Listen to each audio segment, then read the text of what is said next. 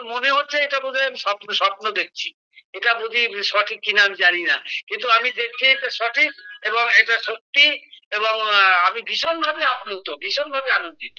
গায়ক অরিজিৎ সিং, নৃত্যশিল্পী মমতা শঙ্করের সঙ্গে একই তালিকায় গোকুলচন্দ্র দাসের নাম।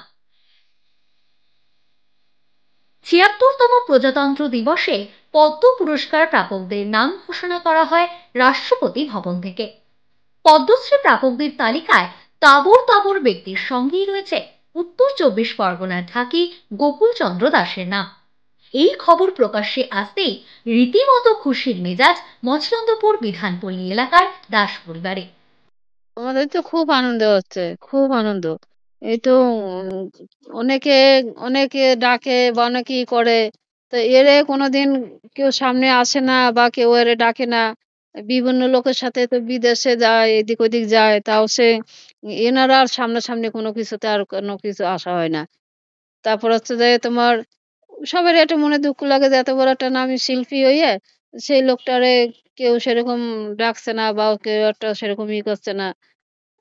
ওইজন্য আমাদের মানে একটু মাঝে, মাঝে কষ্ট লাগে। তো এখন এই শুনে তো আমাদের খুব ভালো, খুব আনন্দ হচ্ছে, খুব ভালো লাগছে। বংশগতভাবে ঢাকি পরিবারের সন্তান তিনি। তবে ঢাক ছাড়াও বিভিন্ন ধরনের বাদ্যযন্ত্রের উপর দক্ষতা রয়েছে গোকুলচন্দ্র দাসের। এলাকার মহিলাদের ঢাকি হিসেবে গড়ে তোলার ক্ষেত্রেও বিশেষ অবদান রয়েছে তার। ২০১০ সাল থেকে প্রায় কয়েকশো মহিলা ঢাকি আজ তার প্রশিক্ষণে বিভিন্ন জায়গায় ঢাক বাজিয়ে নজর কাড়ছেন।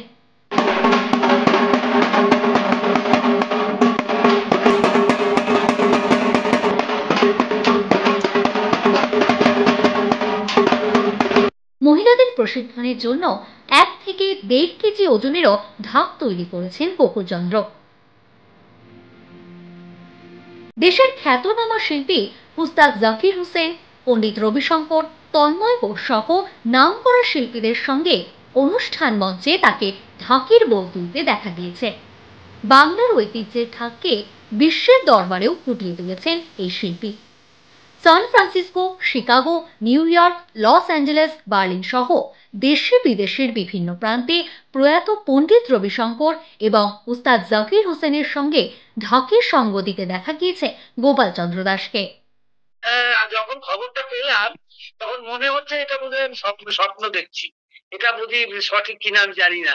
কিন্তু আমি দেখছি এটা সঠিক এবং এটা সত্যি এবং আমি ভীষণভাবে আপ্লুত, ভীষণভাবে আনন্দিত। সব গোবিন্দের কৃপা আর মানুষের ভালোবাসা। আচ্ছা ঠিক আছে, রাখছি। ভালো থেকো।